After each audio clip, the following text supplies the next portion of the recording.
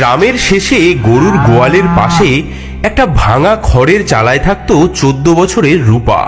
রাতে তার মাথার উপর ফুটো দিয়ে জল পড়তো, দেওয়ালের ফাঁক দিয়ে সাপ বিছে ঢুকতো, আর ঠিক তার পাশেই দাঁড়িয়েছিল তার সৎমার দোতলা পাকা বাড়ি, যেখানে সৎমা আর তার মেয়ে মায়া থাকতো বিলাসিতায়। মাত্র 2 মাস আগে পদ্মার বন্যায় নৌকাডুবিতে রূপার মা বাবা চলে যায়। তারপর থেকে সৎমার বাড়িতেই আশ্রয় নিয়েছিল রূপা, কিন্তু আশ্রয় নয়, যেন নরক। সৎমা তাকে গোয়াল ঘরের কোণে শুতে দেয়, পচা ভাত খেতে দেয়, আর দিনরাত খাটিয়ে নেয়।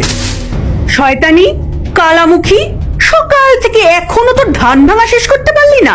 আজ তোর হাড় একেবারে আমি গুড়িয়ে দেব, দেখি তুই কেমন ধান ভাঙা শেষ করতে না পারিস। বাঁচাও বাঁচাও, কাল রাত থেকে আমি জ্বরে কাঁপছি, পেটে আমার একটা দানা পড়েনি। ও মা, ও মা, শোনো শোনো, ওর এখনো কাঁদার শক্তি আছে।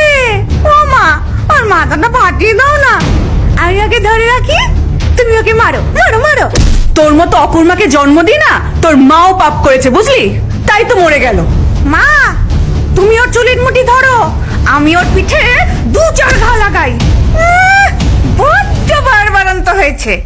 কাল দেখলাম পাড়ার ছেলেরা ওর দিকে তাকিয়ে হাসছে, যেন রাজকন্যা। হারামজাদি, তোর এই রূপ আমি মাটি করে দেবো একেবারে। চল চল মায়া, এখন ওকে রেহাই দি, দুপুরে দেখবো ও আজ কি খায়। দিনের পর দিন এমনই চলে অত্যাচার।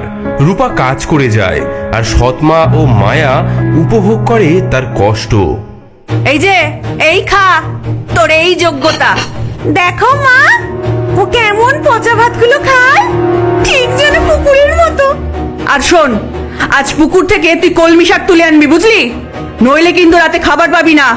কিন্তু মা, পুকুরে তো এখন সাপের উপদ্রব। তাতে কি হয়েছে? সাপ কামড়ালে কামড়াবে, তাতে আমাদের। সেদিন বিকেলে আকাশে কালো মেঘ জমেছে, কাল বৈশাখী ঝড় আসছে। মা দেখো, কি ভয়ঙ্কর মেঘ, আজ প্রচন্ড ঝড় আসবে। ঠিক সময় ঝড়টা আসছে, আজ রাতেই শেষ করবো এই অলক্ষণীটাকে। কি করবে মা? শোন, আমাদের বাড়ির পেছনের ওই বনে একটা পুরনো তেঁতুল গাছ আছে না, সেখানে এই সময় খুব টক তেঁতুল ধরে বুঝলি। ওকে ওই ঝড়ের রাতে পাঠাবো সেই তেঁতুল পাড়তে। বাহ, ঝড়ের মধ্যে গাছে উঠে ও পড়ে মরবে, আর পড়ে না মরলে বাঘে খাবে। কাল বৈশাখীর কালো মেঘে আকাশ ছেয়ে গেছে, বিদ্যুৎ চমকাচ্ছে, দূরে শিয়ালের ডাক শোনা যাচ্ছে। শোন হতবাগী, আমার না খুব তেঁতুল খেতে ইচ্ছা করছে, আমার জন্য তুই বনের থেকে তেঁতুল নিয়ে আয়। এ কি মা, এই ঝড়ে তেঁতুল পাড়তে যাব? বেশি কথা না বলে যা বলছি তাই কর। শুধু তেঁতুল নয়, 10টা পাকা তেঁতুল আনবি, একটাও যদি কম হয় না তোর খুলি ফাটাবো আমি। বাইরে ভীষণ ঝোড়ো হাওয়া উঠেছে। রূপা একটা ঝুড়ি হাতে করে বেরিয়ে পড়ে তেঁতুল আনার উদ্দেশ্যে। সৎমা তার হাতে একটা শুকনো রুটি দিয়ে দেয়। এই এই নে, একটা রুটি নে, নয়তো আবার মরে গিয়ে ভূত হয়ে আমার ঘাড় মটকাতে আসবি, আবার বলবি আমি তোকে খেতে দিইনি। এবার যা। সৎমা আর মায়া দাঁড়িয়ে দেখতে থাকে রূপা কিভাবে জঙ্গলের অন্ধকারে মিলিয়ে যায়। যা যা, তাড়াতাড়ি যা, হয় তোকে সাপে কামড়াবে, নয় পড়ে মরবি, আর নয়তো ওই বাঘে খাবে, তিনটের একটা তো হবেই। ভিজে কাপড়ে রূপা বনের পথ ধরে হাঁটতে থাকে। আকাশে বিদ্যুৎ চমকাচ্ছে, গাছের ডালপালা ভেঙে পড়ছে চারিদিকে। মা, মা গো, এই অন্ধকারে আমি তেঁতুল কোথায় পাবো? যদি বাঘ ভাল্লুক এসে। হঠাৎ বনের মাঝে একটা নীলাভ আলো চোখে পড়ল রূপার। মনে হলো কে যেন তাকে ডাকছে। এগিয়ে গিয়ে সে দেখল ঘন ঝোপঝাড়ের মাঝে একটি অদ্ভুত কুটির। কি এমন ভয়ঙ্কর ঝড়ে এই গভীর বনে একটা বাড়ি, বাতিও জ্বলছে, মানুষ থাকে নাকি? এ রে মা, তুই এই ঝড় বৃষ্টিতে একা একা? ঠাকুরমণি, আমি একটা অভাগী মেয়ে। সৎমানা আমাকে পাঠিয়েছে তেঁতুল আনতে। ভিজে একাকার হয়ে গেছি, একটু আশ্রয় দেবেন? সেই তিন ছোট্ট মানুষ রূপাকে ভেতরে নিয়ে গেল। বাছারে, তোর সর্বাঙ্গ ভিজে গেছে, দাঁড়া গরম জল দি, আর এই নে গরম চাদর। রূপা গায়ে গরম চাদর জড়িয়ে নিল এবং তার ঝোলা থেকে সেই শুকনো রুটিটি বার করলো। আমার কাছে না শুধু এই শুকনো রুটিটাই আছে, আপনারা নিন, আমরা ভাগ করে খাই। এই ঝড়ে তোকে কে পাঠালো মা তেঁতুল আনতে? সৎমা বলেছে 10টা টক তেঁতুল না আনলে বাড়িতে ঢুকতে দেবে না, কিন্তু এই অন্ধকারে বনের মাঝে। তিন ছোট্ট মানুষ একে অপরের দিকে তাকালো, তাদের চোখে যেন নক্ষত্রের আলো জ্বলে উঠল। মা, এই ঘরটা বড্ড অগোছালো হয়ে আছে, তুই কি একটু গুছিয়ে দিবি? হ্যাঁ মা, দেখি তোর হাতের কাজ কেমন। এই মাটির হাঁড়িগুলো সাজিয়ে রাখ, চালের বস্তাগুলো একটু সরা, গম ডালের থলেগুলো গোছা, আর ঘরের মেঝেটা একটু মুছে দে মা, তারপর দেখবি কি হয়। কি সরল মেয়ে, ভিজে কাক হয়েও ভাগ করে দিল রুটি। কত কষ্ট পেলেও দেখো মুখে হাসিটা ঠিক রয়েছে। চলো এমন কিছু করি যাতে ওর জীবনে আর কোনোদিন দুঃখ না থাকে।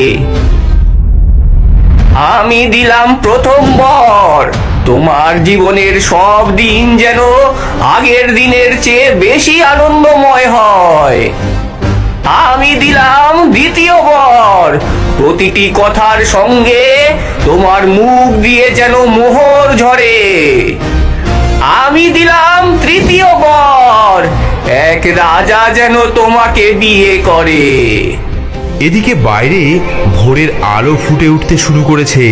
ঘর পরিষ্কার করতে করতে রূপা দেখলো সেই ঘরের বাইরে অনেক পাকা তেঁতুল পড়ে রয়েছে। সৎমা যেমন চেয়েছিল ঠিক তেমনই পাকা তেঁতুল।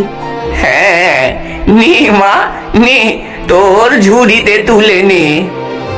বিদায় নেবার সময় রূপা কৃতজ্ঞতা জানাতে গিয়ে বলল, ঠাকুরমণিরা, আপনাদের। হোমা, এ কি? আমার মুখ থেকে। যা মা যা, এবার থেকে তোর দুঃখের দিন ফুরলো। রূপা তেঁতুলের ঝুড়ি নিয়ে বাড়ির দাওয়ায় এসে দাঁড়ালো। কে? আমি মা, তেঁতুল এনেছি। হে কি? হ্যাঁ, তোর মুখে কি জাদু লেগেছে? সোনার মোহর, আরে এত টক তেঁতুল! সৎমার চোখে জ্বলে উঠল লোভের আগুন। মেয়েটির ভাগ্য যে পাল্টে গেছে তা বুঝতে তার আর দেরি হলো না। রূপার মুখ থেকে সোনার মোহর পড়তে দেখে মায়ার হিংসায় জ্বলে উঠল বুক। মা, আমিও যাব, আমাকেও বনে যেতে দাও। দেখো না, ওই অলক্ষণে কত সোনা পেয়েছে। না মায়া, এখন বড্ড বিপদ, বনে বাঘ ভাল্লুক ঘোরে। আমি যাবই। না, আমি যাবই, আমাকে সোনার মোহর পেতেই হবে। ওই ছুটি রানী হবে আর আমি ফকির হয়ে থাকবো। শেষে সৎমা রাজি হলো। মেয়েকে পরালো নতুন শাড়ি, সঙ্গে দিল মিষ্টান্ন, পিঠে পুলি। দেখো মা, আমি রূপার যে কত সুন্দর, আমি দ্বিগুণ দ্বিগুণ সোনা নিয়ে আসবো। মায়া বনের পথে হাঁটছিল অহংকারে মাথা উঁচু করে। দূরে কুটির দেখে সে বিজয়িনীর ভঙ্গিতে এগিয়ে গেল। এই যে বামুন কুটকুটেরা, দরজা খোল, দরজা খোল, তোদের রাজকন্যা এসেছে। এ কি এভাবে দরজায় লাথি কে মারছে? ছি ছি ছি ছি ছি ছি ছি, কি নোংরা ঘর, কি দুর্গন্ধ বাবা। এই জায়গায় থাকিস? তবে জাদু তো ভালোই জানিস। আগে একটু বসো মা। মায়া তার কাপড় জড়ানো পুটলি থেকে তার খাবার বার করে খেতে থাকে। তোমার খাবার থেকে আমাদের একটু দেবে, আমরা বড্ড ক্ষুধার্ত। কি? তোদের মতো ভিখিরিদের সাথে খাবার ভাগ করব? পাগল নাকি? এই দামি মিষ্টান্ন তোদের মুখে দেব? স্বপ্নেও ভাবিস না। তাহলে একটু ঘরটা মুছে দাও। কি? আমি ঘর মুছবো এই দামি শাড়ি পরে? তোদের মাথা খারাপ? আমি রাজরানী হব, ঝি চাকর নই। শোন কুটকুটেরা, আমাকে আমাকে এক্ষুনি জাদু দেখা, নইলে আমি তোদের এই নোংরা কুঠি একেবারে ভেঙে পুড়িয়ে দেব। তিনটি ছোট্ট মানুষের চোখে জ্বলে উঠল ক্রোধের আগুন। আকাশে কালো ঘন মেঘ জমতে লাগলো। বাইরে কালবৈশাখীর ঝড় উঠল। তুই অকৃতজ্ঞ, তোর মনে শুধু অহংকার, তোর হৃদয় শুধু লোভে ভরা, তুই নিষ্ঠুর, তোর মন পাথরের চেয়েও কঠিন। আমি তোকে অভিশাপ দিলাম, তোর জীবনের সব দিন যেন আগের দিনের চেয়ে বেশি দুঃখের হয়। আমি অভিশাপ দিলাম, প্রতিটি কথার সঙ্গে তোর মুখ দিয়ে যেন ব্যাঙ লাফিয়ে পড়ে। আর আমি অভিশাপ দিলাম, তোর মৃত্যু যেন খুব দুঃখের হয়। মায়া ভয়ে কাঁপতে কাঁপতে বাড়ি ফিরল, কিন্তু অভিশাপ তার পিছু ছাড়ল না। কি হলো মা? হ্যাঁ, তেঁতুল আনতে পারলি? মা, মা, সব শয়তানি, সব শয়তানি ওই বামুনগুলো। ও মা, তোর মুখ থেকে ব্যাঙ!